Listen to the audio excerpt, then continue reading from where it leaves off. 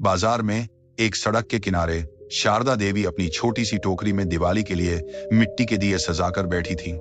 कुछ सादे थे, कुछ पर रंगों से सुंदर चित्रकारी की गई थी। तभी भीड़ के बीच एक सादी सी गाड़ी आकर रुकी। उसमें से हल्के पीले रंग का सूट पहने एक युवती उतरी।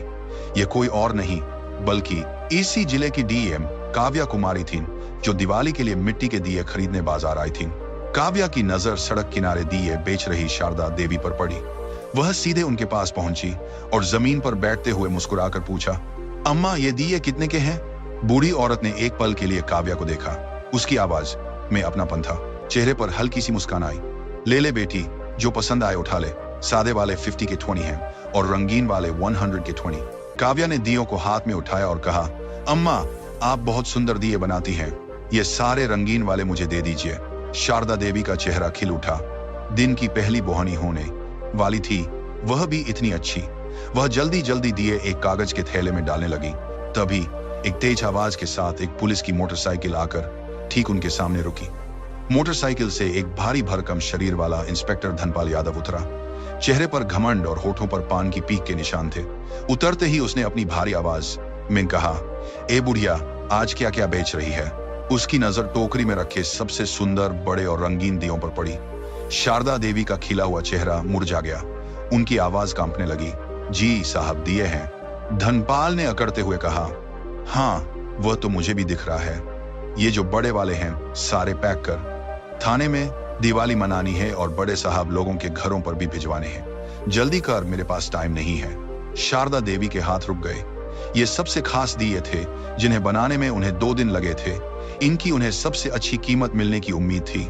उन्होंने हिम्मत जुटाकर धीरे से कहा, साहब ये 500 के हैं। इंस्पेक्टर धनपाल यादव जोर से हंसा, जैसे कोई बहुत मजेदार चुटकुला सुन लिया हो। पैसे? तुझे मैं पैसे दूंगा? शुक्र मना कि तेरा सामान उठवा रहा हूं, वरना तेरी ये टोकरी यहीं से उठवा दूंगा तो कहीं की नहीं रहेगी। भूल गई क्या पिछली बार का हाल? शारदा देवी की आंखें भर आईं। पिछली बार धनपाल ने उनकी सब्जियों की टोकरी पलट दी थी सिर्फ इसलिए कि उन्होंने पैसे मांगे थे। उनका पूरा दिन का नुकसान हो गया था। पास बैठी काव्या ये सब देख और सुन रही थी। उसका खून खौल रहा था। एक वर्दी वाला जिसका काम लोगों की रक्षा करना है, वह एक गरीब बेबस औरत को इस तरह धमका रहा था। शारदा देवी ने कांपते हाथों से वह सारे बड़े दिए एक थैले में भरे और इंस्पेक्टर की तरफ बढ़ा दिए। इंस्पेक्टर ने थैला छीना और मोटरसाइकिल पर बैठने लगा। तभी शारदा देवी ने रोती हुई आवाज में कहा, साहब घर में पोता बीमार है, दवा के पैसे नहीं हैं, आज की बोहनी भी नहीं हुई, कुछ तो दे दीजिए साहब, भगवान आपका भला करेगा। यह सुनना था कि इंस्पेक्टर धनपाल अकबबूला हो गया। वह मोटरसाइकिल से उतरा और गुस्से में शारदा देवी की तरफ बढ़ा। गुस्से में बोला, बहुत जुबान चलाने लगी है? पैसे चाहिए तुझे? रुक, मैं देता हूं तुझे पैसे। उसने आगे बढ़कर दियों से भरी टोकरी पर जोर से लात मारी।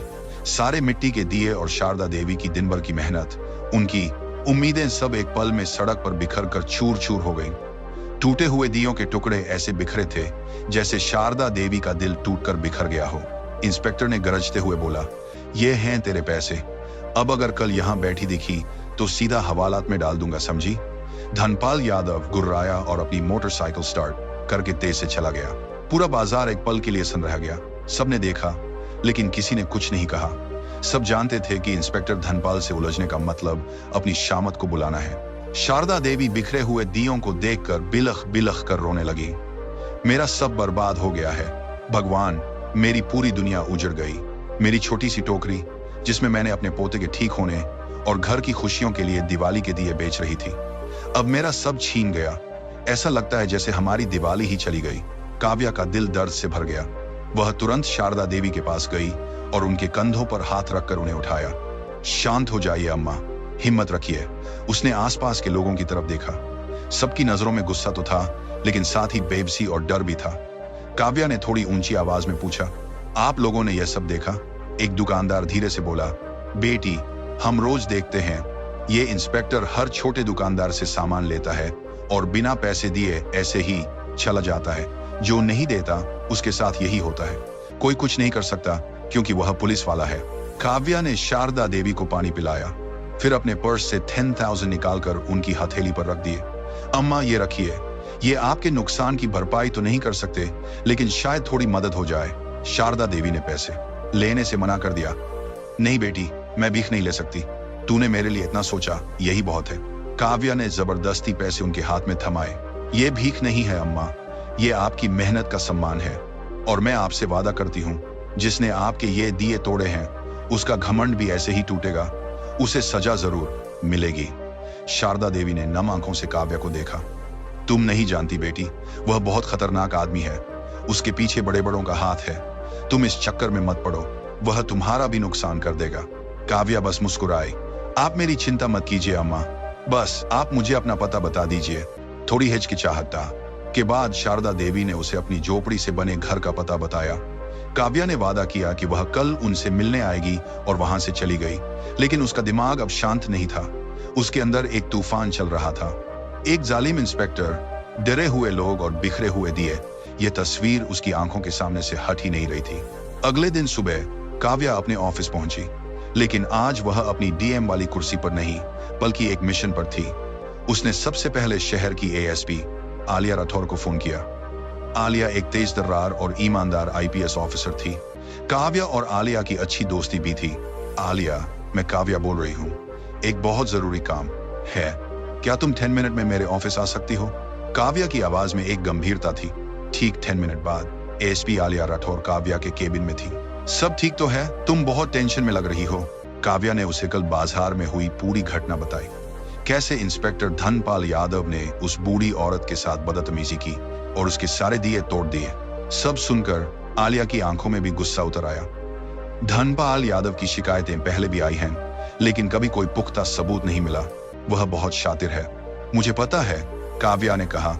इसलिए मैं उसे रंगे हाथों पकड़ना चाहती हूँ। मेरे पास एक प्लान है, लेकिन इसमें मुझे तुम्हारी मदद चाहिए होगी। काव्या ने अपना पूरा प्लान आलिया को समझाया। प्लान सुनकर आलिया की आंखों में एक चमक आ गई। जबरदस्त प्लान है, यह काम आज ही होगा। मैं अपनी सबसे भरोसेमंद टीम को इस काम पर लगाती हूँ। तुम चिंता मत करो, आज धनपाल यादव का कानून से सामना जरूर होगा। शाम ढल रही थी, बाजार फिर से सज चुका था। शारदा देवी आज डर के मारे बाजार नहीं आई थी, लेकिन काव्या के वादे पर उन्हें थोड़ा भरोसा था। उधर बाजार में कल वाली जगह पर आज एक ठेला लगा हुआ था। ठेले पर रंग बिरंगे छोटे बड़े पटाखे सजे थे। ठेले के पीछे एक 45 साल की औरत खड़ी थी और उसके साथ एक लड़का भी था जो ग्राहकों को सामान दिखा रहा था। ये का कोई और नहीं बल्कि एसपी आलिया की टीम के 2 पुलिसकर्मी मंजू और अभिषेक थे, जो भेष बदलकर वहां मौजूद थे। बाजार में सब्जी वाले, चाय वाले और दूसरे ग्राहकों के रूप में भी कई पुलिसकर्मी फैल चुके थे। हर किसी के पास एक छिपा हुआ माइक्रो कैमरा और ईयरपीस था। काव्या और एसपी आलिया पास ही एक गाड़ी में बैठे थे, जिसमें से बाजार का हर कोना साफ दिख रहा था। उनके सामने एक लैपटॉप रखा था, जिस पर उन सभी कैमरों की लाइव फीड आ रही थी। मैडम, सब अपनी पोजीशन पर हैं, एक पुलिसकर्मी की आवाज आलिया के ईयरपीस में गूंजी। गुड, बस इंतजार करो, आलिया ने जवाब दिया। घड़ी की सुई आगे बढ़ रही थी। सबका दिल जोर जोर से धड़क रहा था। क्या धनपाल यादव आ जाएगा? क्या उनका प्लान काम करेगा? तभी दूर से वही जानी पहचानी मोटरसाइकिल की आवाज आई। काव्या धीरे से बोली, वह आ रहा है। इंस्पेक्टर धनपाल यादव अपनी उसी आकड़ के साथ आया। आज उसकी नजरें शारदा देवी को ढूंढ रही थी। जब वह नहीं दिखी तो उसके चेहरे पर एक कुटिल मुस्कान आई। लगता है बुढ़िया डर गई। अच्छा है। उसकी नजर पटाखों वाले नए ठेले पर पड़ी। वह सीधा ठेले के पास गया और उसने रुआब से पूछा, कौन हो तुम लोग? और वह बुढ़िया कहाँ है जो यहाँ बैठती थी? भेष बदले हुए पुलिसकर्मी महिला ने कहा, साहब, हम नहीं जानते किसी बुढ़िया को। यहाँ जगह खाली थी तो हमने ठेला लगा लिया। बताएं साहब, क्या सेवा करें? धनपाल की नजर ठेले पर रखे महंगे बड़े पटाखों के सेट पर पड़ी। उसने हुक्म दिया, ये वाला सेट पैक कर, मेरे बच्चों के लिए घर ले जाना है। अभिषेक ने कहा, जी साहब, 500 का है।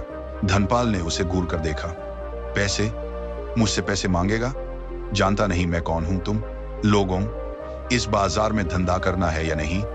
अभिषेक ने जानबूझकर उसे उकसाना शुरू कर दिया। साहब, हम तो गरीब लोग हैं, पेट पालना होता है।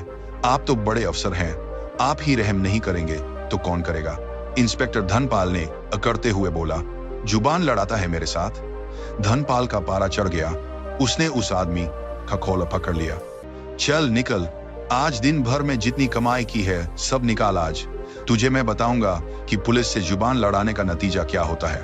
गाड़ी में बैठी काव्या ने आलिया की तरफ देखा। अब आलिया ने अपने ईयरपीस पर कमांड दिया, मूव इन नाउ। इससे पहले कि इंस्पेक्टर धनपाल कुछ समझ पाता, चारों तरफ से ग्राहक, सब्जी वाले और चाय वाले बने पुलिसकर्मियों ने उसे घेर लिया और पटाखे बेच रही महिला और अभिषेक बना पुलिसकर्मी दोनों अपनी असली पहचान में आ गए और इंस्पेक्टर धनपाल का हाथ पकड़कर उसे झटक दिया। हाथ नीचे कर। इंस्पेक्टर धनपाल यादव हक्का बक्का रह गया। उसे अपनी आंखों पर यकीन नहीं हो रहा था। ये सब क्या हो रहा है? तुम लोग कौन हो? वह चिल्लाया। तभी गाड़ी का दरवाजा खुला और एसपी आलिया राठौर अपनी वर्दी में बाहर निकली। उनके पीछे पीछे डीएम काव्या कुमारी भी उतरी। उन्हें देखते ही धनपाल यादव के पैरों तले जमीन खिसक गई। उसका चेहरा सफेद पड़ गया। वह समझ गया कि वह बुरी तरह फंस चुका है। डीएम मैडम, एसएसपी मैडम, आप यहाँ। उसकी जुबान लड़खड़ाने लगी। काव्या ने अपनी शांत लेकिन सख्त आवाज में कहा, हाँ इंस्पेक्टर धनपाल यादव, हम यही हैं, तुम्हारा खेल देखने, तुम्हारा वह रूप देखने जो तुम इन गरीब और बेबस लोगों को दिखाते हो। तुम्हारी हर धमकी, हर वसूली कैमरे में रिकॉर्ड हो चुकी है। आलिया ने कहा, धनपाल, तुम्हें तुम्हारे पद का दुरुपयोग करने और जनता को परेशान करने के जुर्म में गिरफ्तार किया जाता है। दो हवलदार आगे बढ़े और धनपाल के हाथों में हथकड़ी पहना दी। कल तक जो आदमी पूरे बाजार में दहशत का दूसरा नाम था, आज वह एक मुजरिम की तरह सिर झुकाए खड़ा था। बाजार के लोग जो कल तक डर के मारे चुप थे, आज धीरे धीरे बाहर निकल रहे थे। उनकी आंखों में डर की जगह एक उम्मीद की चमक थी। धनपाल को लगा जैसे उसका सब कुछ छीन गया, उसकी इज्जत, उसकी वर्दी, उसका रुआब। लेकिन वह इतनी आसानी से हार मानने वालों में से नहीं था। उसके दिमाग में बिजली की तरह अपने आखिरी सहारे का नाम कौंधा, एमएलए बहादुर रेड्डी सिंह। जैसे ही पुलिस उसे जीप की तरफ ले जाने लगी, वह जोर से चिल्लाया, रुक जाओ, तुम लोग बहुत बड़ी गलती कर रहे हो। तुम जानते नहीं कि मेरे पीछे किसका हाथ है। मैं अभी एमएलए साहब को फोन करता हूँ, 1 मिनट में तुम सबकी वर्दी उतरवा दूंगा। उसने अपनी जेब से फोन निकालने की कोशिश की। आलिया ने इशारा किया और एक हवलदार ने उसका फोन छीन लिया। लेकिन धनपाल की धमकी ने हवा में एक नया तनाव घोल दिया था। सब जानते थे कि एमएलए बहादुर रेड्डी कितना दबंग और पहुंच वाला नेता है। वह अपने आदमी को बचाने के लिए कुछ भी कर सकता है, किसी भी हद तक जा सकता है। फिर तुरंत उसी पल काव्या के हाथ में रखे फोन की घंटी बजी। स्क्रीन पर जो नाम चमक रहा था, उसे देखकर काव्या और आलिया दोनों एक पल के लिए चौंक गईं। कॉलर आईडी एमएलए बहादुर रेड्डी सिंह। काव्या ने आलिया की तरफ देखा। आलिया की आंखों में चिंता की एक लकीर थी। पूरे बाजार में एक अजीब सी खामोशी छा गई थी। उधर से एक भारी आवाज आई, डीएम साहिबा, मैं विधायक बहादुर रेड्डी बोल रहा हूँ। सुना है तुमने मेरे एक आदमी इंस्पेक्टर धनपाल यादव को पकड़ डलवाया है। ये क्या मजाक है? अभी के अभी उसे छोड़ दो, वरना याद रखना तुम्हारा यह तबादला सिर्फ जिले तक ही सीमित नहीं रहेगा। मैं जानता हूँ तुम अपने तबादलों से कितना डरती हो। मैं तुम्हें तुम्हारे घर के तहखाने तक पहुंचा सकता हूं, जहां तुम अपने घर वालों के साथ रहकर अपना जीवन गुजारोगी। मेरी शक्ति का अंदाजा तुम्हें है ही नहीं। यह दिवाली का तोहफा है मेरी तरफ से। अभी उसे छोड़ दो, वरना कल की सुबह तुम्हारे लिए नहीं होगी। धनपाल यादव की शैतानी मुस्कान और गहरी हो गई। बाजार के लोग डर से सहम गए, क्योंकि वे जानते थे कि बहादुर रेड्डी की पहुंच कहां तक है। काव्या ने आंखें बंद की और अपनी सारी घबराहट को एक पल में इकट्ठा किया। जब उसने दोबारा बोलना शुरू किया तो उसकी आवाज बर्फ की तरह ठंडी और लोहे की तरह मजबूत थी। एमएलए बहादुर रेड्डी जी, काव्या ने कहा, पहले तो मैं आपको बताना चाहूंगी कि मैं काव्या कुमारी हूं और मैं किसी के तबादले या धमकी से डरने वाली नहीं हूं। और दूसरा, इंस्पेक्टर धनपाल यादव अब आपका आदमी नहीं, बल्कि कानून की हिरासत में एक अपराधी है। उसने एक गरीब बेबस बूढ़ी औरत के दिए तोड़े हैं, उसकी मेहनत को रौंदा है और जनता से अवैध वसूली की है। और मेरे पास आपके भी सारे सबूत हैं। एमएलए बहादुर रेड्डी का गुस्सा फौरन उन पर जोरदार दहाड़ बनकर फटा। सबूत? कौन से सबूत? मैं जानता हूं यह तुम्हारी और तुम्हारी दोस्त एसपी की कोई चाल है। तुम दोनों को मैं देख लूंगा। तुम दोनों ने मेरी इज्जत पर हाथ डाला है। तुम्हारी नौकरी खा जाऊंगा मैं। अभी मुख्यमंत्री जी को फोन कर रहा हूं। काव्या ने एक पल भी नहीं गंवाया। वह जानती थी कि उसे अब पलटवार करना होगा। आप उनसे फोन जरूर कीजिए एमएलए साहब, काव्या ने कहा, लेकिन फोन करने से पहले मेरी एक बात सुन लीजिए। आपको याद है कुछ महीने पहले आपके खिलाफ जमीन घोटाले की फाइल दबी हुई थी? एमएलए बहादुर रेड्डी की आवाज अचानक धीमी पड़ गई। तुम क्या बकवास कर रही हो? काव्या ने कहा, मैं बकवास नहीं कर रही हूँ। वह फाइल अभी भी मेरे दफ्तर के लॉकर नंबर 3 में सुरक्षित है और उसकी एक कॉपी एसपी आलिया राठौर के पास भी है। अगर इंस्पेक्टर धनपाल यादव को 24 घंटे के अंदर सस्पेंड नहीं किया गया और उस पर आईपीसी की उचित धाराएं नहीं लगाई गईं, तो वह फाइल कल सुबह 10 बजे मीडिया और विजिलेंस विभाग के पास होगी और तब एमएलए साहब आपकी राजनीति ही नहीं बल्कि आपकी आजादी भी खतरे में होगी। काव्या ने फोन को काट दिया और अपनी जीत पर किसी भी तरह की प्रतिक्रिया दिए बिना सीधे आलिया की तरफ देखा। इंस्पेक्टर धनपाल यादव का मुंह खुला का खुला रह गया। उसकी शैतानी मुस्कान गायब हो चुकी थी। उसे समझ आ गया था कि उसका आखिरी सहारा भी टूट गया। आलिया ने गर्व से काव्या के हाथ को थपथपाया। वेल डन काव्या, अब इसे यहां से ले चलो। पुलिस इंस्पेक्टर धनपाल यादव को जीप में बिठाकर थाने ले गई। बाजार के लोग काव्या और आलिया को देखकर तालियां बजाने लगे। डर का माहौल अब आजादी और जीत की खुशी में बदल चुका था। दिवाली के एक दिन पहले शाम को डीएम काव्या कुमारी और एसपी आलिया राठौर दोनों सादे कपड़ों में शारदा देवी की छोटी सी झोपड़ी के पास पहुंची। शारदा देवी ने उन्हें अंदर आने के लिए कहा। अंदर उनका 20 साल का पोता, जो अब थोड़ा स्वस्थ लग रहा था, अपनी टूटी हुई खाट पर लेटा था। काव्या ने मुस्कुराते हुए कहा, अम्मा, हम आपके लिए कुछ लाए हैं, ये देखिए। उन्होंने हाथ में एक बड़ा सा पैकेज बढ़ाया। इसमें नया सुंदर साड़ी, पोते के लिए सुंदर कपड़े और उसकी दवाइयां थी। शारदा देवी ने पैकेट को लिया और उनकी आंखें भर आईं। तुमने मेरी बुकू सुनी बेटी, भगवान तुम्हारा भला करे। आलिया ने हंसते हुए कहा, अम्मा, हमने देखा कि आपने दिए बेचने की जगह छोड़ दी। अब आपको कोई परेशान नहीं करेगा। हमने उस इंस्पेक्टर को सस्पेंड कर थाने में बंद कर दिया है। अब आपको चिंता करने की कोई बात नहीं। शारदा देवी उनकी बात सुनकर बहुत खुश हुई। उनकी आंखों में आंसू थे, लेकिन ये आंसू अब खुशी और सम्मान के थे। फिर काव्या और आलिया ने झोपड़ी के आंगन में शारदा देवी के लिए रंगोली बनाई। रंगोली में नीले, गुलाबी, पीले और हरे रंग के फूलों और रंग बिरंगे गुलाल से सुंदर डिजाइन बना। शारदा देवी ने भी दियों की रोशनी सजाई और झोपड़ी के अंदर हल्की हल्की खुशबू और रोशनी फैल गई। बेटियों, शारदा देवी ने सिसकते हुए कहा, आपने सिर्फ मेरे दिए ही नहीं संवारे, आपने मेरी मेहनत का सम्मान बढ़ाया। अब मुझे सचमुच न्याय और खुशियों की दिवाली महसूस हो रही है। काव्या और आलिया ने शारदा देवी को गले लगाया। बाहर झोपड़ी के द्वार पर झोपड़ी के अंदर दियों की रोशनी और रंगोली ने माहौल रोशन कर दिया था। खुशी खुशी पैकेट लेकर रंगोली और दियों की तारीफ करते हुए दोनों वापस अपने अपने घर की ओर चल पड़ी और अगले दिन अपने घरों में परिवार के साथ बैठकर उन्होंने खुशी खुशी दिवाली मनाई।